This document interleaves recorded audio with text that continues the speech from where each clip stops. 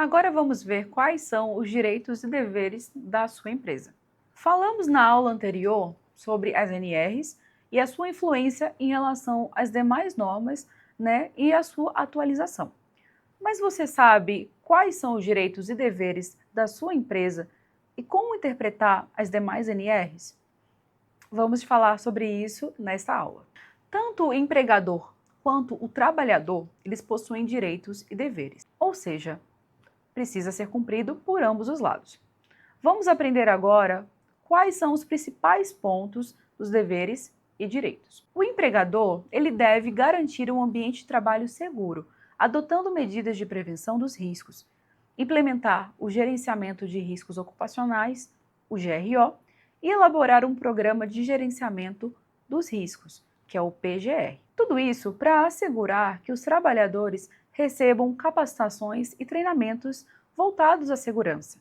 Fornecer também informações claras sobre os riscos ocupacionais e as medidas de controle adotadas pela empresa. Já o trabalhador, ele deve seguir as normas de segurança, utilizar toda a norma de segurança feita pela empresa, como também utilizar o equipamento de proteção individual, os EPIs, informar também imediatamente ao empregador sobre situações de risco.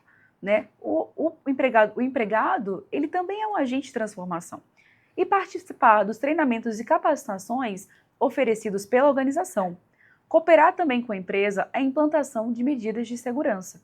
O objetivo dessas regras é garantir tanto que os empregadores quanto os trabalhadores ajam de forma responsável para manter um ambiente de trabalho seguro coletivamente. Os treinamentos, eles são essenciais para garantir a reciclagem do conteúdo, e assim também o seu entendimento por parte dos trabalhadores. Eles podem ser realizados através de diálogos de segurança, e treinamentos também periódicos. Só que é interessante lembrar de coletar a participação das pessoas nesse treinamento, para garantir um registro de que eles foram feitos, e que eles de fato participaram. Isso pode ser feito seja por documento físico ou por meio eletrônico, mas é interessante garantir o uso das normas corretas da NR1. É importante lembrar que todo trabalhador, ao ser admitido, ou seja, ou quando ele também muda de trabalho, de cargo, é interessante fazer toda uma reciclagem sobre os riscos ocupacionais e também treinamentos ali específicos para esse novo cargo que ele vai ocupar. Agora vamos falar sobre o item 1.5 da NR1, que ela trata sobre o gerenciamento dos riscos ocupacionais, que é o GRO, que ele estabelece um sistema contínuo para identificar, avaliar e controlar os riscos no ambiente de trabalho. Os principais pontos do GRO. Os principais pontos do GRO é a identificação dos perigos, a avaliação dos riscos ocupacionais, e dentro de uma unidade operacional, pode ser mesmo um setor ou até mesmo alguma atividade ali específica dentro da produção, ou do processo de trabalho. A ideia é eliminar ou minimizar todos os riscos.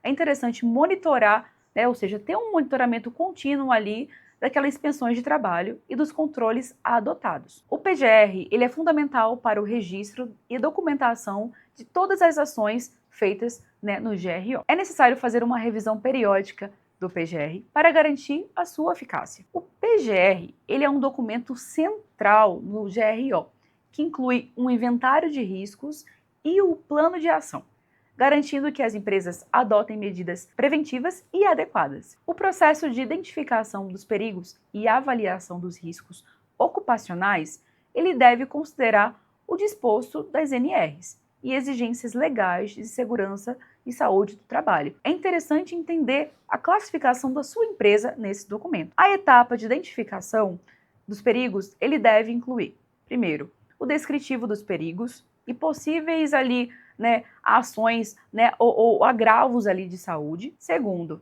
a identificação das fontes ou das circunstâncias que causam esses riscos. Ponto 3, a identificação do grupo de trabalhadores que estão sujeitos ali àquele perigo, ou seja, que podem ser afetados por aquele risco. Então, como identificar e avaliar os riscos ocupacionais na sua empresa? A classificação do grau de riscos das atividades econômicas de uma empresa, ela está estabelecida na NR4, que é a norma regulamentadora que estabelece os parâmetros ali e os requisitos para identificar se a empresa ela deve ou não ter o SESMIT, que são os serviços especializados em segurança e medicina do trabalho. Ou seja, nem todas as empresas precisam ter o SESMIT na sua organização. Mas como encontrar esta informação? A NR4, no anexo 1, ela define o grau de risco de acordo com o CNAE, que é a Classificação Nacional das Atividades Econômicas. As empresas elas podem consultar, por meio dessa tabela, identificar qual o grau de risco da sua empresa. E ela varia de 1, que apresenta um menor risco, a 4, que é quando a empresa possui um maior risco. A NR1 estabelece a avaliação do risco ocupacional. Ele deve seguir ali critérios técnicos, mas não determina diretamente o grau de risco de cada empresa. Ela orienta como a empresa deve avaliar os seus próprios riscos. Então, fique atento à NR4 e às demais NRs também para atender à real necessidade da sua organização. E para avaliar e controlar o risco das exposições ocupacionais, é necessário analisar a NR9, que é a norma regulamentadora que estabelece os requisitos para a avaliação dessas exposições ocupacionais a agentes físicos, químicos e biológicos, quando de fato eles forem identificados ali no Programa de Gerenciamento dos Riscos, o PGR. E assim, prever medidas de prevenção necessárias para os riscos ocupacionais. É interessante também ter um apoio de uma empresa terceira especializada nisso. Nos vemos na próxima aula, onde iremos focar na atualização do Programa de Gerenciamento de Riscos, o PGR, e levar em consideração os riscos psicossociais, de acordo com a atualização da NR1.